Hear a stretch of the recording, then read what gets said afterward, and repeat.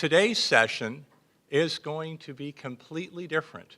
We will be focusing today on religious considerations, specifically Jewish ones, in the area of end-of-life decision-making. From my vantage point, professionally as a lawyer who works with clients all the time in the area of end-of-life decision-making, and personally as a son who helped to ensure that both of my parents died with their medical treatment preferences having been followed, I am profoundly aware of the importance of religious considerations as people decide what to do insofar as their medical treatment preferences are concerned. I can think of no better people than Rabbi Miller and Rabbi Syme to help us navigate through that subject today. I introduce to you Rabbi Mark Miller. Thank you, Andy. So our goal today is just to walk through what some of Jewish tradition would tell us about the end of life. And I'm going to give us some kind of underpinnings, and then Rabbi Syme is going to follow up with some more specific ideas that come out of our very modern Reformed tradition. So I think a lot of people would agree that one thing that religion tends to tell us, and that Judaism tells us, is that life is of infinite value. Life is infinitely valuable. So for example, at the end of the book of Deuteronomy in the Torah, it says, Moses was 120 years old when he died, his eyes were undimmed and his vigor unabated. Now I ask you, how many of us would take right now a quick and painless death at 120 with our eyes undimmed and our vigor unabated? Anyone? Sounds pretty good. This is what we've used as our ideal of a life in Judaism. In fact, there's a phrase in Hebrew, ad mea ve'esrim, which literally means until 120, which is sort of what we wish people in greetings. It's a birthday greeting or sometimes other occasions, but you're sort of wishing upon somebody this vision of the end of life. That's the ideal. It also says in Deuteronomy, I call heaven and earth to witness against you this day. I have put before you life and death, blessing and curse. Choose life. This is one of these great phrases in the Torah, choose life.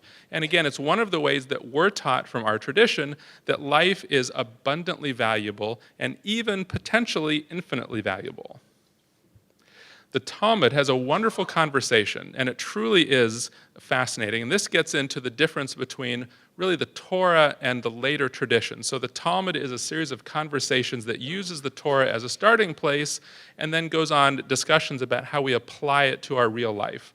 So it says in the Talmud, one who destroys a single life destroys an entire world.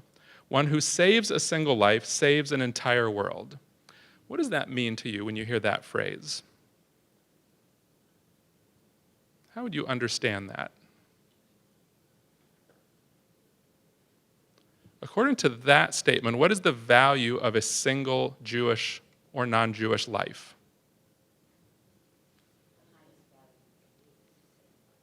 The highest value is you can save a life, because it's not just one life.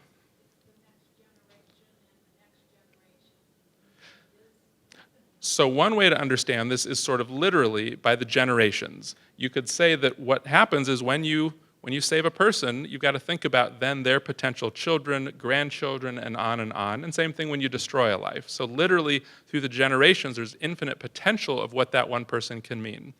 It also can be read, however, that one single life, irregardless of anything else, has so much value that it's as if we're an entire world unto ourselves. And that sort of encompasses one part of the Jewish view. Life has infinite value because even the Talmud understands that when you destroy even one life, it's not just one person, it's something much greater. So this again becomes the starting place, and if you think about it, if this is our ethical underpinning, then it makes it very difficult to make decisions about the end of life because life itself has so much value that who are we to make a decision about that? Right there in the Talmud, we can't because of this infinite value. So this is one starting place. Now, I realize that the kind of quickest end to a conversation like this is to bring math into it, but if you'll forgive me for just a moment, infinity actually means something. right? When we say infinite value, it means something. Infinity means there can be nothing of greater value. And mathematically, that means that if you take two infinities and put them together, for all the scholars here, what does that equal? Infinity. It's the same thing. If you add two together, it's nothing greater, right? Infinity plus 10 is still infinity. Okay? I apologize for the math. But what that means for us is that if two human beings are of infinite value and you put them together, that's no better, that's no more valuable than one person, which means that saving one life is no different ethically than saving two lives, or 10, or 1,000. This is one of the problems with the idea that life has infinite value, is that we, all of us, I'm sure, would choose, hypothetically, that if you could save one life over there and 100 lives over there, it's an easy decision. Right? We understand that that has value, but this idea that life is infinitely valuable is difficult, even according to our tradition. So according to the Talmud, again, there's a nice story that comes up. Two men are traveling in the desert. They have only one canteen between them. If they share it, they will both die. If one drinks, he will survive, but his companion will not. What are they to do? It's a great conundrum that the Talmud gives us. So, any brief guesses on what you think the Talmud would tell us we're supposed to do in this situation? Both drink, that's one answer. One drinks. Okay. Sip it and think it over. That is very Jewish wisdom, absolutely. And by the way, the Talmud actually does suggest that. It's a minority view, although they leave out the think about it part. But they should both sip it. However, the predominant view is this, from Rabbi Akiva. He argues on behalf of the tradition that the owner of the canteen shall drink in according with this biblical ordinance, let him live by your side, which is something it says in Leviticus. So they use this quote from the Torah to say, if you have the canteen, you're actually not allowed to give it to the other person. It's forbidden in Jewish law. And the idea behind this is that each life is similarly valuable. Not that life is infinitely valuable, but you cannot value one life over another. Okay? So that's the canteen dilemma. We cannot value one life over another, but it doesn't mean that if there were two people who could be saved and one who couldn't, that you should just do the one. Okay, that would still be a problem. So, someone mentioned this a little bit earlier. There's a concept called pikuach nefesh, which means saving a life. And again, it says, you shall keep my laws and statutes, which if a man does, he shall live by them. And then the Talmud says, the rabbis add that he shall live by them and not that he shall die by them. In other words, you can do anything, generally speaking, in order to live. And the Talmud tells us that you can break any Jewish law in order to save a life. And the big example they use is Shabbat. So we all know that there are lots of laws about the Sabbath, things you can do and cannot do. But the Talmud tells us very specifically that you can break all these very important laws about the Sabbath if it's in order to save a life. That's their way of saying that's the high value. However, there is an except. There are three laws you cannot break in order to save a life. Any guesses what those might be? Murder, idol worship, and incest. Now, again, for purpose of our conversation, what does this mean? This means that even the high value of saving a life is not the highest values. In other words, there are some things even more important according to the Torah and the Talmud than saving a life, which merely opens the door to the conversation of what are those things.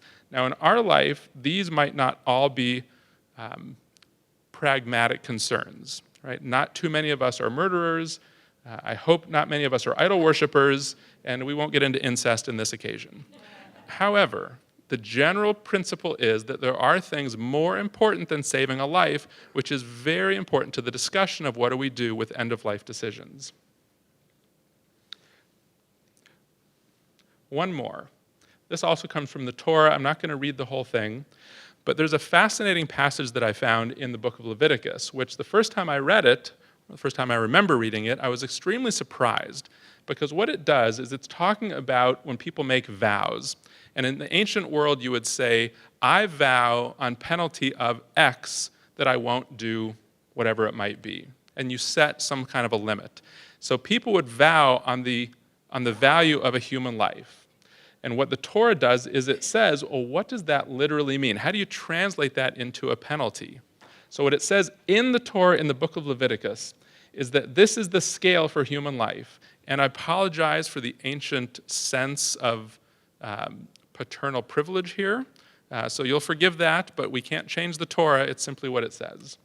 If it is a male from 20 to 60 years of age, the equivalent is 50 shekels of silver. If female, the equivalent is 30 shekels. If the age is from 5 years to 20 years, the equivalent is 20 shekels for a male and 10 shekels for a female. It goes on to young children and older people. Again, the important part of this isn't the specifics, and I do apologize for the male-female issue. However, what's important is that the Torah is setting forth the idea that the value of a person's soul can be different, which again goes against the fundamental concept that all life is of equal and infinite value. The Torah is recognizing that there are stages and elements to life that can be different and can even have different value, which again goes directly into the discussion of how do we make decisions. Because if what religion and Judaism tells us is that life is of infinite value, then we really can't make a choice about the end of life. If, however, we understand that Judaism is telling us that life has gradations, even in our own lives, then we can open the door to making decisions that are reasonable for ourselves and our families. I'm going to skip over this quickly, and I apologize, it's a little dark. But when philosophers talk about the concept of euthanasia, which that term I think has a negative implication, but philosophically it doesn't, they talk about different types of actions. There is passive and active, and then there is self-administered and other administered. So for example, passive euthanasia, self-administered, would be refusing to initiate or discontinue a life-prolonging procedure. Right? Passive in the sense of you're not taking action against yourself, but you're allowing something to happen. Active self-administered would be initiating a process that will shorten life. Right? Actively initiating a process. And the important part for us right now is the difference between passive and active euthanasia, because this is a lot of what Jewish law talks about. So Jewish law defines a term called a goses, and that is a terminally ill patient, one who would be expected to die within approximately 72 hours. So Judaism differentiates between, again, the types of condition that a person is in. The Shulchan Aruch, which is the code of Jewish law, says that we are permitted to remove a hindrance to the departure of the soul. That's the phrase that it uses. So it reads, if there is aught which causes a hindrance to the departure of the soul, if near the house there is a knocking sound, like a woodcutter, or if there is salt on his tongue, and these hinder the departure of the soul, it is permitted to remove them therefrom, for there is no direct act involved in this, since he merely removes the hindrance. So again, the Shulchan Aruch was written about 400 years ago. It draws on texts going all the way back to the Talmud of 1,500 years ago. But for them, the idea that if there's someone lying in their deathbed, and next door there's somebody chopping wood, and it's so bothersome that the person can't settle into their own peace, you're allowed to stop the knocking. Salt on the tongue is considered the same thing. In this older world, salt on the tongue is something that would be such a disturbance that it wouldn't allow you to find your own sense of peace, which might allow you to move on. So those hindrances, again, this is not taking action, but removing these hindrances is allowed according to Jewish law. The CCAR, the Central Conference of American Rabbis, which is our Reform rabbinical organization, has ruled that modern medical machines are similar to the salt. Shall we draw an analogy between the technologies of the Middle Ages, bird feathers, woodcutters, and salt, and those of our own day, we would discover traditional Jewish support for the discontinuation of medical treatment, in other words, turning off the machines, when that treatment can be viewed as useless or an impediment to death.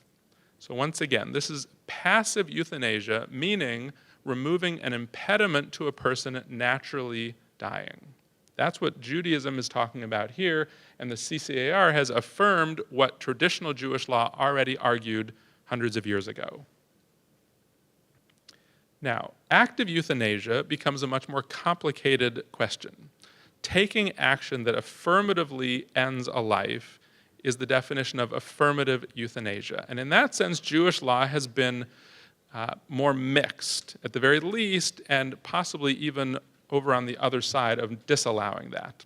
So the Shulchan Aruch, again, the same legal code states that one in a dying condition is considered a living being in every respect.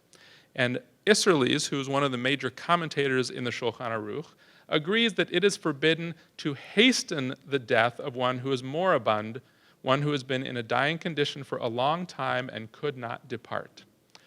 So hundreds of years ago, Jewish law differentiated between removing a hindrance and hastening a person's death. Okay, so that's the different standard that they have applied. Our Reform movement, again, Mark Wachowski is the current sort of dean of Jewish legal opinions, and he argues that suffering does not in and of itself justify, in his words, the killing of a human being. It is rather part of the human condition. Now, as you surely know, one of the realities in our Reform movement, and this came up before, is that we, Rabbi Simon and I as rabbis, and rabbis around the country, and in fact all of us as lay people, have not only the right but the responsibility to learn about these sorts of decisions, evaluate them, study them, understand Jewish law, and then make our own decisions. Now, Mark Wachowski is a brilliant man, and I wouldn't argue with him on facts, but I will argue with him a little bit on principle. And this is why. He says that suffering does not justify active euthanasia because suffering is part of the human condition. I would say, of course, suffering is part of the human condition. However, there is a difference between suffering in the midst of life, suffering which adds to our ability to not only live, but to enjoy life and live an active life, versus suffering at the end of life, which does not necessarily lead to any benefit. Suffering simply for the sake of suffering, I do not think is what anybody in Jewish law had in mind when they talk about the ability to hasten death. Right? There is suffering that is part of life, and there is suffering that comes at the end of life, and that's where it becomes very difficult. But again, the ethics are not totally clear. Jewish wisdom. So I just want to offer you a few, what I think are really gems, and then I'll turn it over to Rabbi Simon. And by the way, after we both have a chance to talk, we'll together entertain questions at the end. So I appreciate you holding on to those.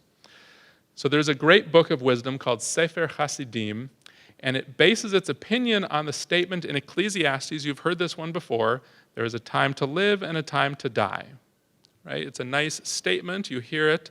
However, what this book of Jewish wisdom says is, if a man is dying, we do not pray too hard that his soul return and that he revive from the coma. He can at best live only a few days, and in those days will endure great suffering, so therefore there is a time to die. So this book takes the general wisdom of the Bible, there is a time to live and a time to die, and it puts it into a practical framework of saying that actually has meaning for us and the actions that we take, in this case, our prayers. So prayers are important in Judaism, and we're going to come back to them. There's a Spanish scholar who says that while it is our duty to pray for a sick person that he may recover, there comes a time when we should pray for God's mercy that he should die. Again, in the best Jewish tradition, it's not one-sided, it's not black and white. I believe, one of the things that I've always liked the most about Judaism is that it's a very pragmatic faith. It's not just dogmatic, it's not just pie in the sky, it's practical. And so this wisdom here is about how we really live with real ramifications. It's great to say life has infinite value. It's great to say we should always save a life. But when we're really here with a person who's suffering, Judaism, I believe, wants us to have options and to understand that those options are genuine and reflect what Judaism has always wanted for us in terms of how we live our life. So the last one is this.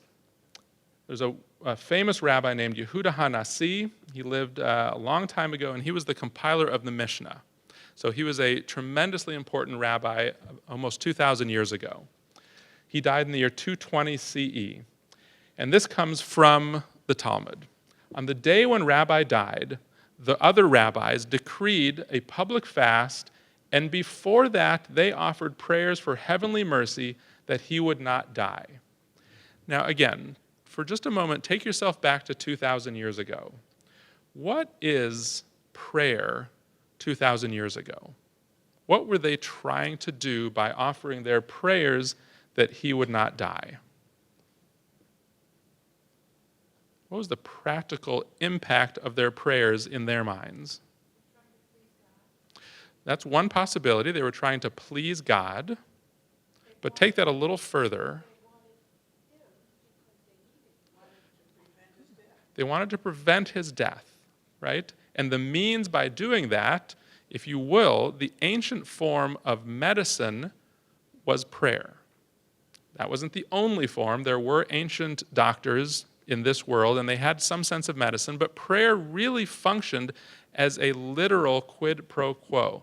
You would pray for something, and the intent was that you would get something specific in return, meaning not just a sense of well-being or a sense of comfort or strength, but when they were praying for his survival, that literally meant they were doing what they thought they could do. They were going to the ends of their abilities to actually keep him alive. So remember that. This is one very important form of medicine in the ancient world. Rabbi's handmaid ascended the roof and prayed. The immortals, meaning the angels, desire Rabbi to join them in heaven, and the mortals, the humans, desire Rabbi to remain with them. And then her prayer is, may it be the will of God that the mortals may overpower the immortals. Right? It's a beautiful prayer. So she's understanding there's competing needs here, and her prayer is, let these guys down here win. Right? Let Rabbi Yehuda HaNasi win the battle and stay here with us. That's her prayer.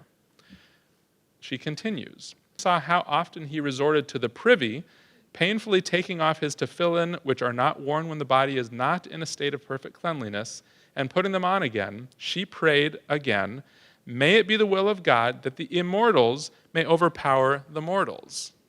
So she went through a transformation. By watching his suffering, she realized that what she really wanted was for heaven to win. Right? In this tug of war between men and immortals, she wanted God to win and to take the rabbi. Okay? Now, again, this is presented in the Talmud. And by the way, this handmaiden, she has no name given in the Talmud. She's merely the rabbi's servant, but she's considered a hero. And long after this section was written, she's praised within the Talmud for her actions.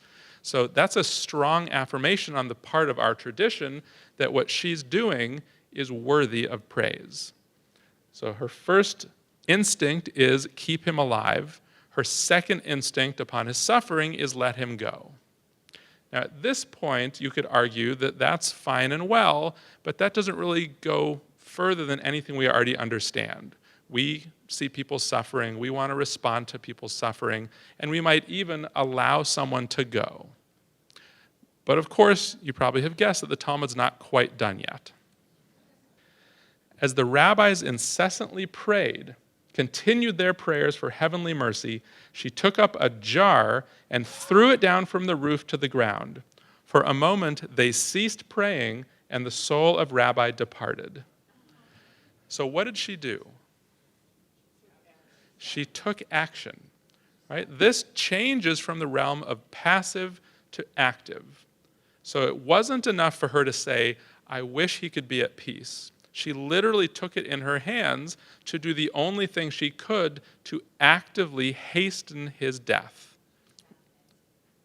In one sense, she stopped the medicine. You could argue that, right? And this could be a good way to look at pulling the plug, right? It would be an easy equivalent. But you could also interpret this that she went further than simply removing an impediment, meaning the medicine, because at least for her, she was taking action. And remember, in the ancient world, the rabbi's prayers were their action to keep him alive. Her action to hasten his death was not only her prayer, but then the action of throwing the pot down to crash in the courtyard. So it was an active move on her part to hasten his death. This story, I honestly think, is a beautiful one. It tells us so much about the way our ancestors thought about these moments and the pain that we go through sometimes in making decisions. But this doesn't read like law. This reads like a story.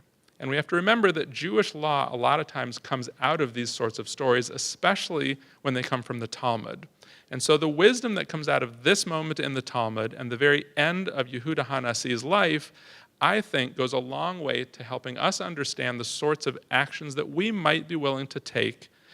Because when we get legal advice that tells us there's something we can do, we want to understand that our moral compass isn't going to be broken at the same time.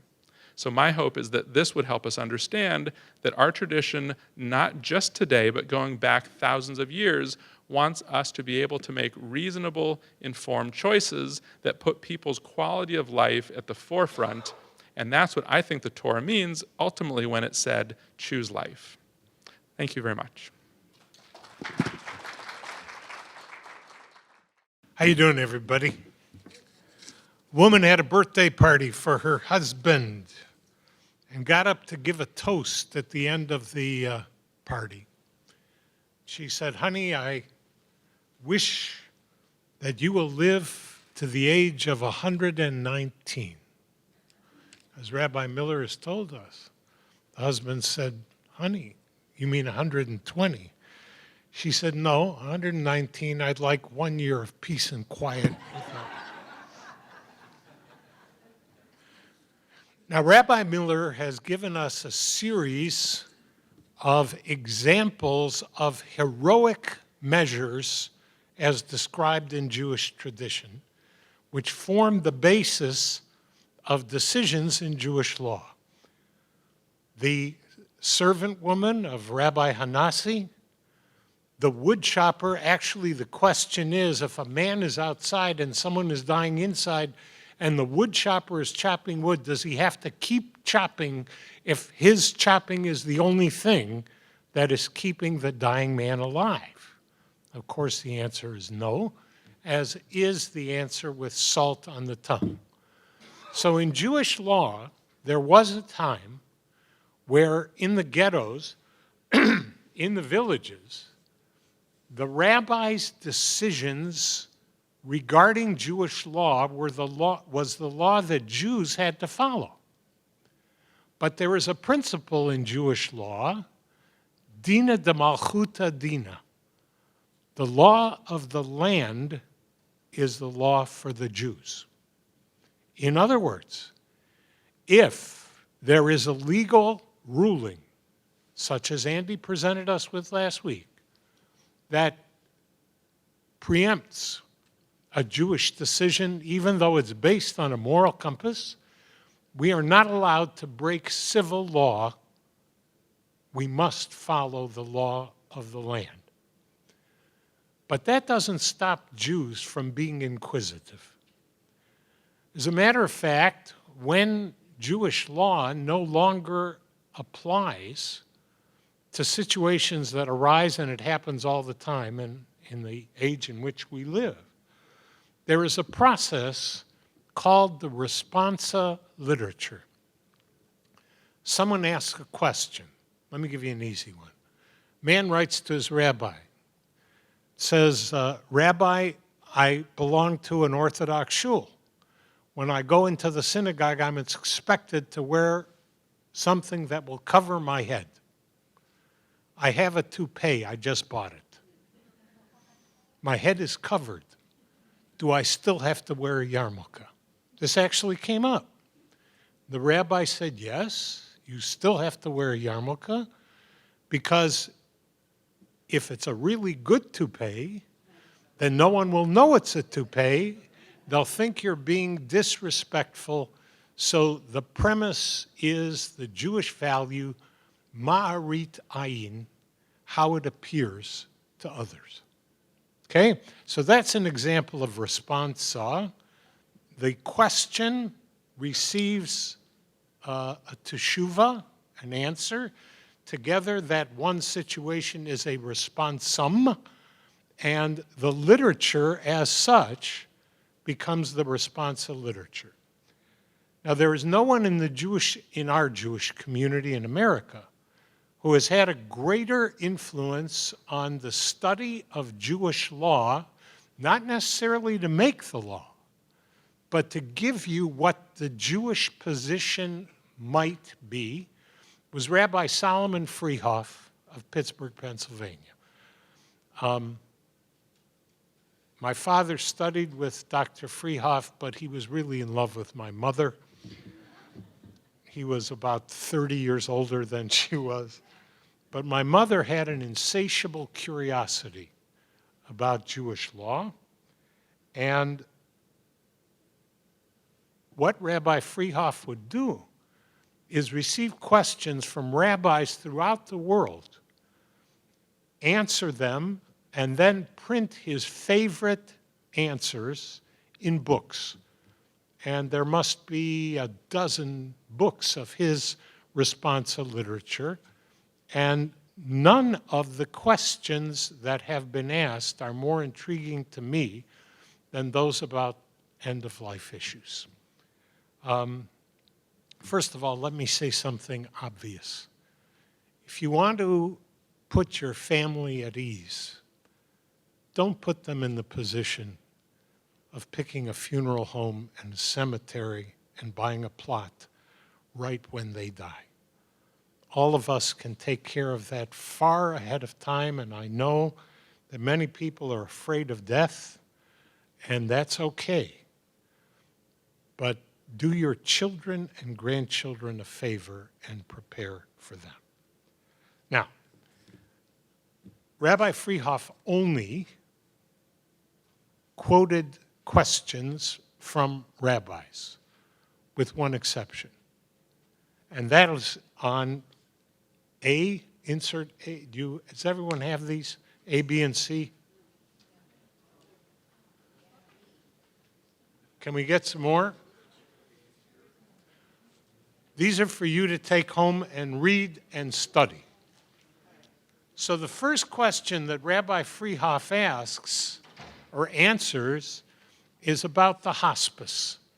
In 1967, as we will hear in a later session, an English doctor, Dr. Cecily Saunders, created a series of places where people could go who were dying. And the premise of hospice was that the hospital is no place for a dying patient. That there had to be an environment where an incurable patient could be treated. And so one of the most inquisitive people I know, my mother, wrote to Rabbi Freehoff and asked him if hospice is consistent with Jewish values, and he not only printed the question, but printed her name in the book. This was a great honor. I can't explain it, but she was very happy for a long time. The questions that were raised included this. If you have a hospice and someone is taken there, then in effect you have declared them incurable and they give up hope. I'm just telling you what the answer is. But Rabbi Freehoff disagrees because people know their condition in most instances, and you never know where a miracle, what we call a miracle, what I call God's intervention into the world in which we live, may take place. There are countless examples of this in Torah. But the idea that the dying person should not die alone is fully consistent with Jewish law, and the Shulchan Aruch,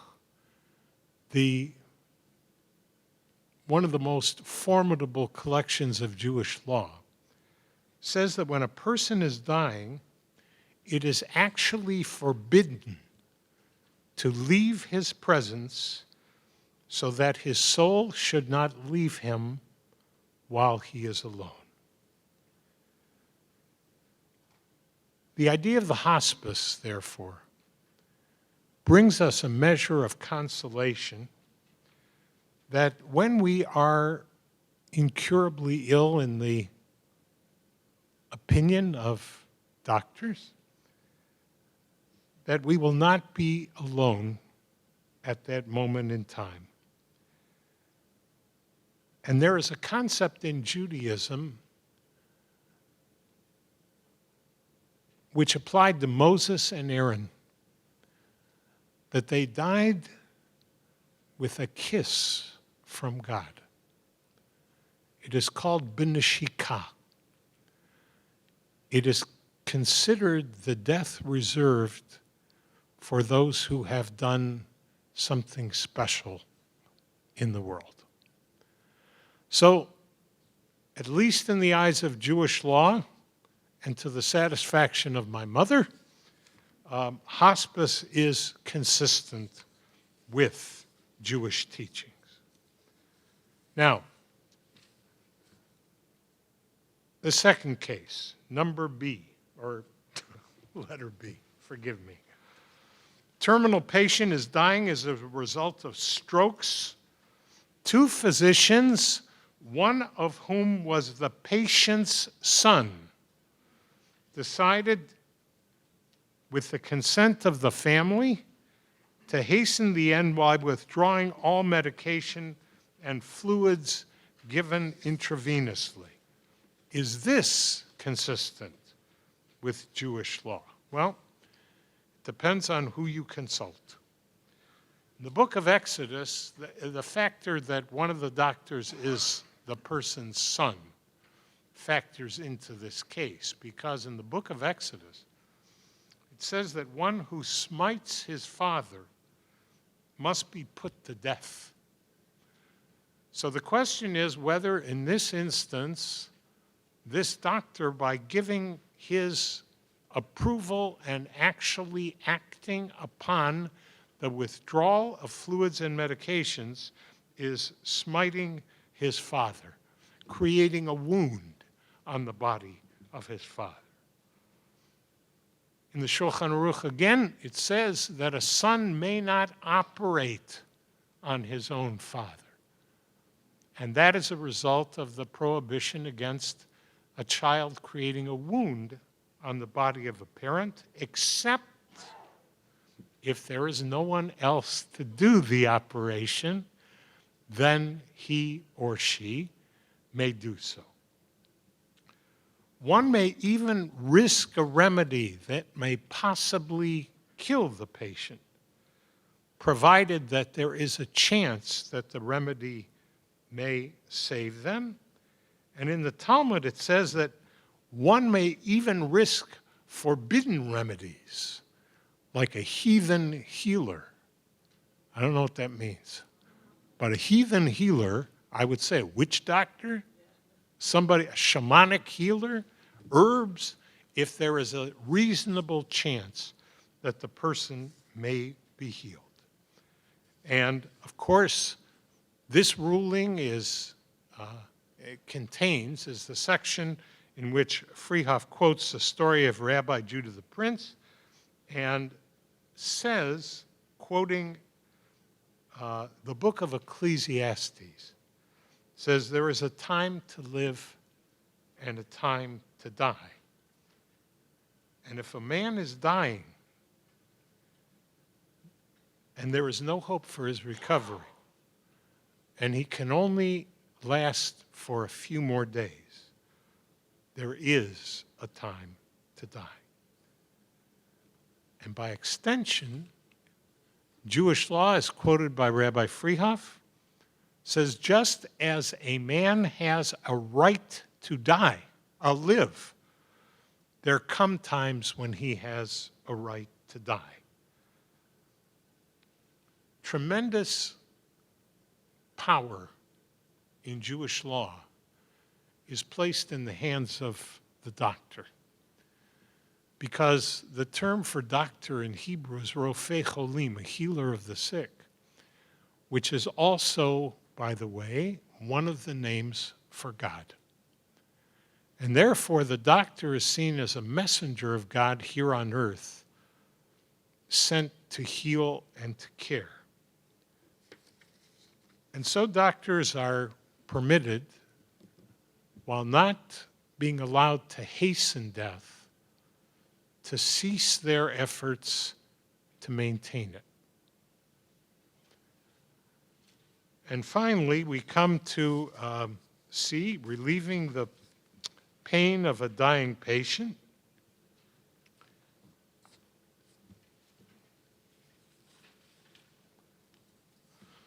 There come times when a medicine may heal a patient or kill them.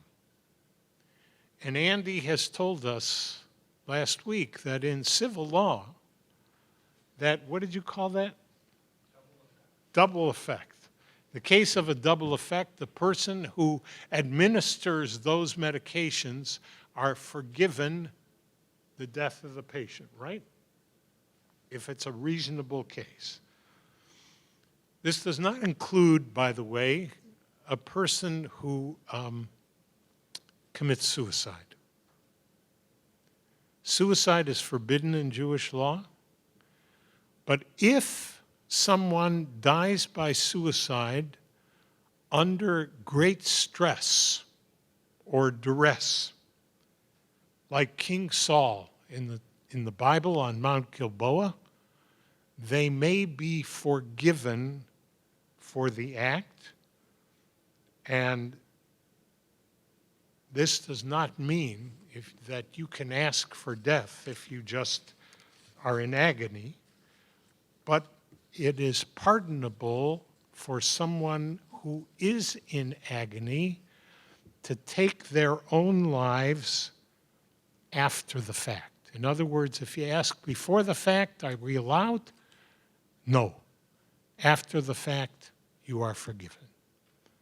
So the response of literature and Jewish law and pain-killing medicines are part of a huge literature which is far too vast for us to cover all today. But I want you to remember that ours is a living tradition. And if you ever have a question, I'll give you another one. Doesn't come from this, but it's an interesting case in biomedical ethics. A woman is having difficulty becoming pregnant. So her husband impregnates another woman by a surrogate, and the fertilized egg is taken from the body of the surrogate and placed in the body of the wife. The wife is Jewish, the surrogate is not. The rabbis asked, in such a circumstance, is the child Jewish? According to Jewish law, what do you think? How many think yes? How many think no? You're correct. The answer is no. Because in Jewish law, the Jewish status of the baby is determined by the status of the mother, the actual biological mother from whom the egg comes. However, there is a response.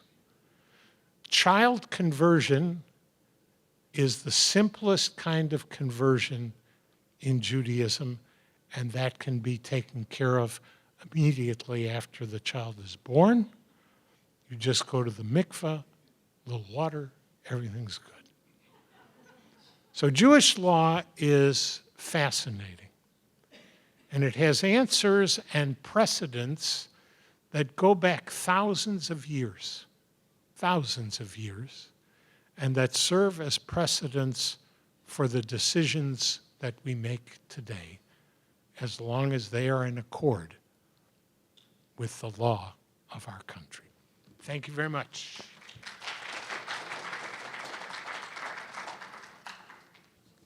Well, we're going to take questions from the audience. If you have a preference as to which speaker, you can state it or you can not, as you wish. The question is, what is the definition of hospice care? I am going to take a moment and defer, because I'm going to let him speak, to Dr. Michael Paletta, who is our speaker next week, or 2 weeks from now, with me about medical and legal myths and misunderstandings. Mike, would you like to answer that for a moment? Hospice care acknowledges when an illness or injury has advanced to the point where recovery is not realistic or reasonable. And the hospice care focuses on relieving pain and other distressing symptoms and thereby diminishing suffering for the ill or dying person, and also supporting the family, friends, caregivers, and others who will survive but who will be affected by the loss. So doctors, nurses, social workers, volunteers, other folks who work in hospice, the idea is people reach a point in their lives where they can no longer reasonably recover. They are going to succumb to this illness or this situation. And rather than say there's nothing else to be done, there's a whole lot to be done in terms of preparing for a controlled, dignified end of life, providing relief of pain and other symptoms, and supporting the people who will then suffer that loss. That's in a nutshell, that's what hospice is all about. Dichotomy, again, in thinking about these decisions is between passive and active. So most people would agree that removing support is passive, because then the body takes its course. That's different, for example, than an injection of morphine, right? So passive and active.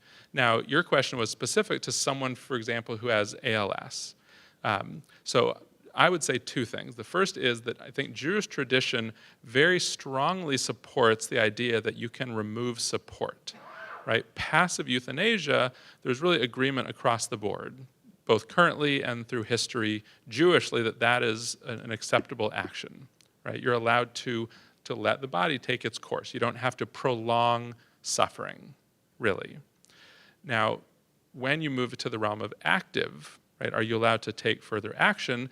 It's not as clear. There are some, and again, the comment at the beginning was the difference between Orthodox and, say, Reform. And it's true, there are those who would argue that according to Jewish law, you cannot actively hasten a death. Right? That is a position. I will tell you personally, and I actually would like Rabbi Simon to also answer, but for me, in all the studying I've done, and that comes from ancient texts like we read in the Talmud. It comes from the way that the responsive literature developed, which is part of what Rabbi Simon described, and it comes from an understanding of what I think our tradition's trying to tell us about the value of life and how we treat life, which is very carefully. So I think given all that, as we distill that tradition, I have come to the conclusion that there are cases, I don't want to make a blanket statement, but there are cases when it's okay to take steps that might be considered active because they're merciful, they look at quality of life rather than simply quantity, and suffering these days, especially given the length of life and what treatments can do, there are ways that we can probably go beyond what may have been natural a generation ago or a couple hundred years ago. So my understanding of Jewish tradition is that there are some even active steps that would be reasonable, but again, that's based on all this information, and others would tell you the opposite. When I read that text, right, that the first response that I can't remember who gave it, but somebody said the handmaiden essentially was removing the impediment, because if the other rabbis were praying, she stopped their praying, right? That's the equivalent of removing the tube. I read that a little differently. I think it was action she was taking. By throwing the jar, she was taking an action that she knew would hasten the death of the rabbi. So to me, that was an active moment for her, not just removing an impediment. That's my interpretation. But Rabbi Simon, could you talk to active? So we disagree, which is fine, but the act of the handmaiden, to me, was the removal of an heroic measure. The instances that Andy and Rabbi Miller and I gave to you today, to me, were all instances of removing heroic measures. But I'll give you one that really troubled me and continues to trouble me. I had a friend, a woman, who lived in the Southwest and was dying of cancer. She was in a medical facility receiving morphine to alleviate her pain. And in the doctor's view, there was no hope, but her mother insisted that she didn't want the tubes, etc., removed. So one day the doctor came into her room and said to her, "You're on morphine now, and I just want to remind you that there's no regulator on the morphine, so you can help to alleviate your pain, but be careful, because if you took too much, it might kill you." It's a great question, and thank you for asking it. And again, I'll give you an opinion. The reality is that Judaism has never been a religion that tells people in black and white what to do. Orthodox Jews are wrong. Forgive me. But in our tradition, really, you can go all the way back. Judaism insists, we insist that we are supposed to interpret our tradition, right? Our very name, Israel, means struggles, wrestles with God. And that doesn't just mean theologically. That means that on these details, we are supposed to wrestle with them. That's the nature of our being. And again, with all due respect to different interpretations of Jewish law, it's very easy to go back and look at the way Jewish law is developed and see that it's always been multiple opinions. The reason the Talmud preserves a majority and a minority opinion is because they both have value.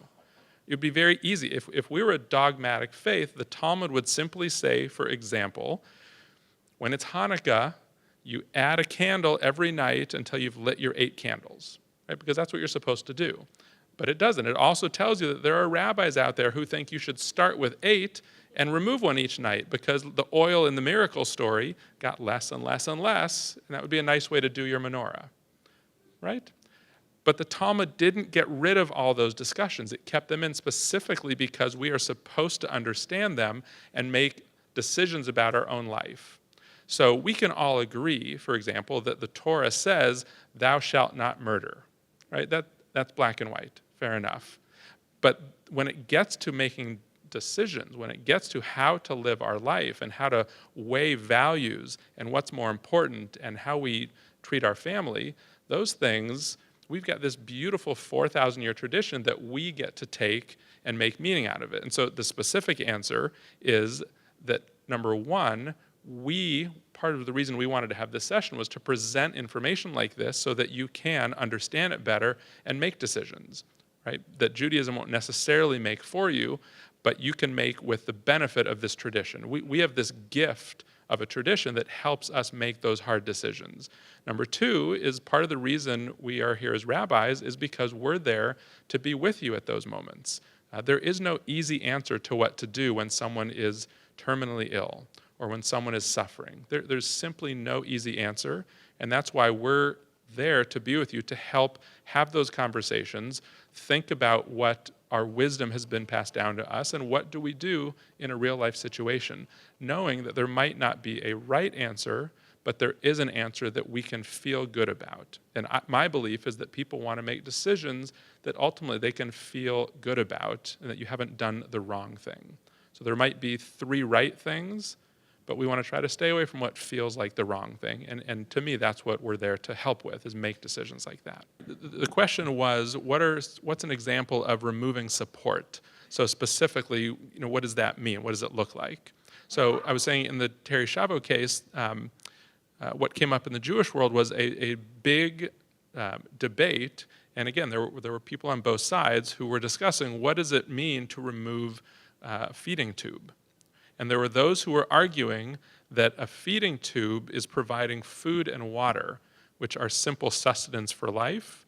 And there are others who said the feeding tube is a medical treatment. And based on how you define that tube, that led to different answers about whether it would be okay to remove it or not. And this is, again, part of where it is a difficult question, because at least for me, I wouldn't say there's necessarily a right and a wrong, but I think that we have to understand our tradition well enough to make a decision about that. If you're going to remove a tube that's providing food, are you ending a medical treatment that is extending life and extending suffering, or are you removing food, which is really, in a sense, more of an active course of starvation, right? So that was the difficulty. Next time, and we're really at an end now, we're over our time, but at our next session, as I indicated before, Dr. Paletta and I will be talking about medical and legal misconceptions, myths, if you will. That's a hard word. So misconceptions, and Dr. Paletta will be able to answer all of your medical questions. I'll certainly do my best to answer your legal ones, and I think you'll find that session very interesting. Thank you for your attendance today.